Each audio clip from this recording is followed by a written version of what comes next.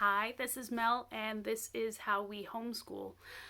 So for today's video, I know everybody is gearing up for the school year, and maybe you've even started already, and there are a lot of parents that are brand new to homeschooling. There are a lot of parents that are just considering it for the first time as they're dealing with a lot of different regulations and a lot of changing regulations and stuff like that. So I just wanted to make a quick video on like how to start homeschooling. And the first place that you always need to start is understanding what the homeschool regulations are in your area. This is something that in the United States varies from state to state, and the states are basically in charge of putting in place whatever regulations they feel is best in order to ensure the betterment of your children.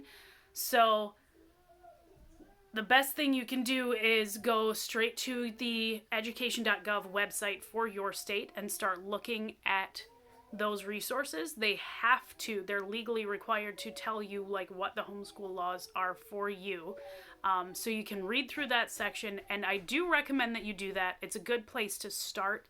But I have to caution most people, because most people are not used to reading a lot of the legalese type of language that's used on the government website, and that can make the whole process sound incredibly intimidating and sort of like it's not worth the effort. So I want to break it down for you. Of course, like I said, most states are different. I'm in Michigan, so I'm most familiar with Michigan law, but I'm also familiar with a few other states. So what you're going to find is sort of a range of like easiest homeschool states to harder homeschool states. And those harder states, places like New York or whatever, tend to have more oversight over the homeschooling process than what you would find in the easier states. So in a harder state, you're going to find issues like they want a lot of record keeping. They want to be kept up to speed on what your children are studying and what level they're at.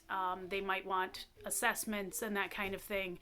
And sometimes they'll want this throughout the school year. In other places, they only want like an assessment at the end of the school year and then a notification for the beginning of the next school year that yes, we're going to continue homeschooling on this track. So in the state of Michigan, there's actually very little oversight at all. In fact, no oversight. It's essentially you are required legally to provide your child with an adequate education. And there are some rubrics as far as like what they outline for like what constitutes a good education, but there's a lot of flexibility in that. So the other thing I would recommend is check out, if you are on social media, if you're on Facebook, there are a lot of local Facebook groups or state Facebook groups for homeschooling specifically. So if you just look for, homeschool groups in your area, you will find a lot of resources. You're going to run into parents like me who have been homeschooling for quite a while. A lot of them with more experience are going to be able to help guide you through like what they've dealt with in the past, what you can anticipate from your school district, and help you understand a lot of the legal language that's on the government website that's just designed to sound intimidating. And I do think that it's on purpose. Allow me to say that. I think it's on purpose that they make it sound intimidating because they have a vested interest in keeping the funding that they get on a per student basis, so they don't want people to withdraw. You can also check out places like HSLDA or INCH, or there's another couple of legal advocate type organizations that specialize in homeschooling specifically, and that can be a really good resource for figuring this stuff out as well. And it also gives you the benefit of sometimes you get like a lawyer assigned to you essentially, so that if you do run into any legal trouble, which is doubtful if you're in Michigan, but if you do run into that, you can have the assistance there and ready for you. Let's see. Okay, as far as the requirements in Michigan go, it's fairly simple. It just sounds complicated on the government website. So the first thing is covering all of your subjects at an age-appropriate level for your child.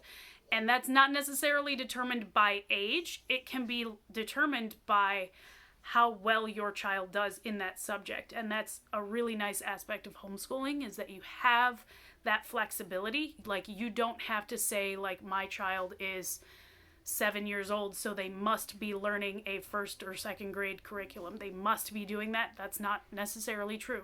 Your kid is fully free to speed ahead in math if they just get it like that. Or you can take a little extra time on a subject if they're struggling with their reading. You are perfectly free to do all of that. The only thing that they ask is that you get all of the usual subjects that you would be getting in school. So like math, science, language arts, reading, history, all of that stuff. You need to have some exposure to your kids. And they do not require that you use a prepackaged curriculum. You are free to choose how you present the material to your children. You're free to choose how much time you spend on a given curriculum. And if you want to do like a different style of homeschooling, like unschooling, you're free to do that as well, as long as you are providing a fairly decent, well-rounded education for your child. And it gives you a lot of leeway as far as what's going to actually work for you, for your family situation, for your schedule, for, what's your children's learning styles. There's a lot of leeway. The other major requirement is that Michigan, since 2010, I believe, they have required that all school-age children must be in some form of school. And the legal age for that is now up through 18. So in Michigan, it used to be you could just drop out at age 16 and, be perfectly fine, legally speaking. And that is no longer the case. Now it is up through age 18. And like I said before, it's still fairly flexible in terms of how you want to do that schooling. It does not mean that you must do all of that schooling during regular school hours. You're free to do things like in the evenings. You're free to allow your child to move ahead in various subjects or take extra time on various subjects. The only thing is that once they reach the high school age, you're probably going to want to keep transcripts, which is sort of like the next section that I wanted to talk about anyway, and that is record keeping. So in Michigan, there, like I said, is not a lot of oversight at all. There's no point at which you are legally required to show the government any sort of proof that, yes, we did do all of the homeschooling that I said that I was going to do, and we followed this curriculum, and they got all of their check marks in their boxes and all of that stuff. No, there's no point at which you are really required to do that. However, it is probably a good idea to do some form of record keeping for yourself, for your own benefit. One thing that I do is that I try to keep records of what my older kids are doing, and that actually helps as a guide for like when my younger kids come through the same like grade levels, for lack of a better term, so I can kind of keep everybody on roughly the same track, even if they're hitting things at slightly different ages, which I don't really mind. I still have records of like what we learned approximately when we learned it, how well that material stuck, and that kind of thing.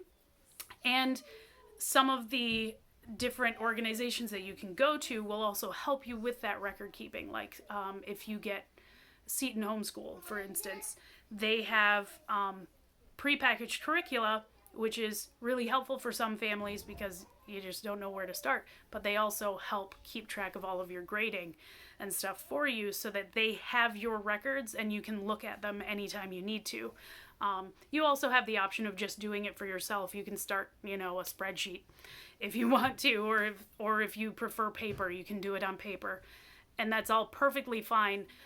It's just a good idea to have it for yourself. And for high school, because you will be giving your child, if you homeschool all the way through, because you'll be giving your child a diploma, You're probably also going to want to keep a transcript just so that they have those records of what classes they studied, what credits they got in the event that they want to go to college.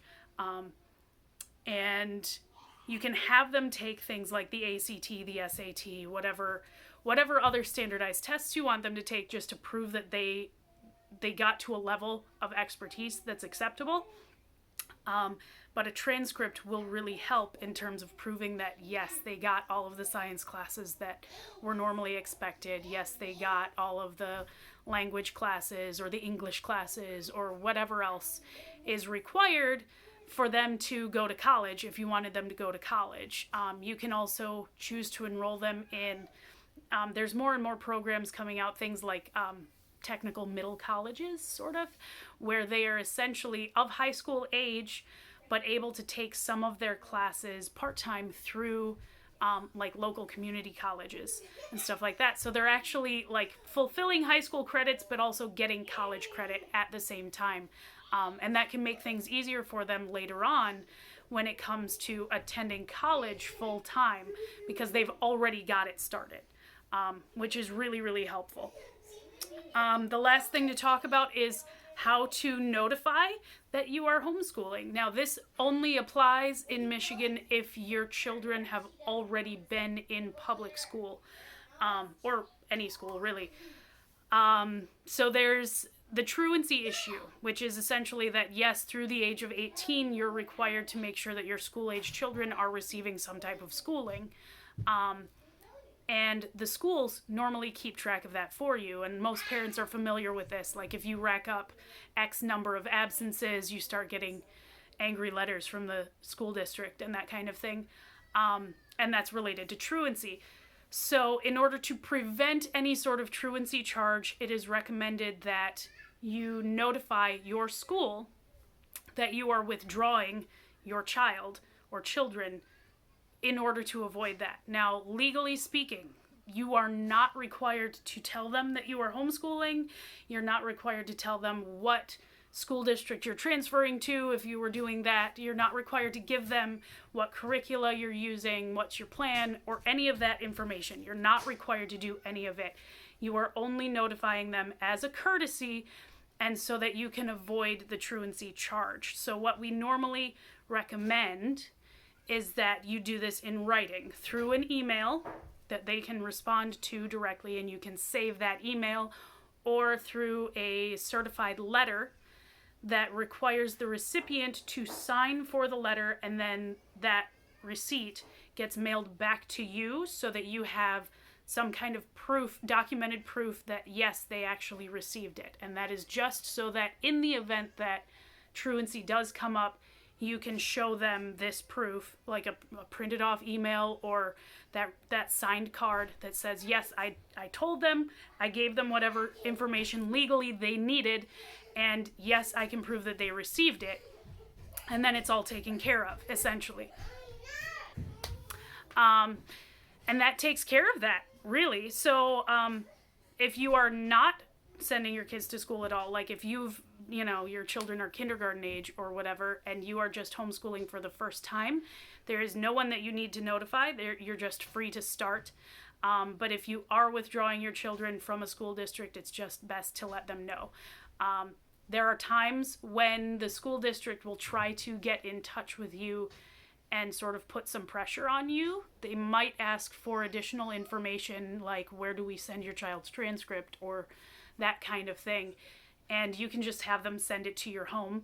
You're not required to tell them that you're homeschooling, although you certainly can. There's nothing wrong with that. It's just that we want to avoid them sort of overstepping the boundaries that are legally already in place. I don't usually recommend going in person or talking to them over the phone, because you tend to run into a little bit more of the pressure issue where they, like I said, they kind of want to keep their money, and they want to make sure that people who are homeschooling know what they're doing. So a lot of times they tend to overstep a bit in terms of, they might try to convince you that, like homeschooling's a lot of work, you might not want to do this. They might try to rope you into signing up for their online classes instead of doing things on your own. there's any number of things that they could do that I've actually heard of people having to deal with. And when it's there in the moment, like you're there in the office, it can be really hard to deal with that conflict if you're not prepared to come back with, like, well, the law says that I can do this, and the law says that I'm not required to give you any additional information, and that kind of thing. So it's just overall like a lot easier to do things in writing, I think, so that you have the records of the receipts and you don't have to deal with like a face-to-face verbal confrontation where they are putting undue pressure on you to stay in their school system so that they can get the funding.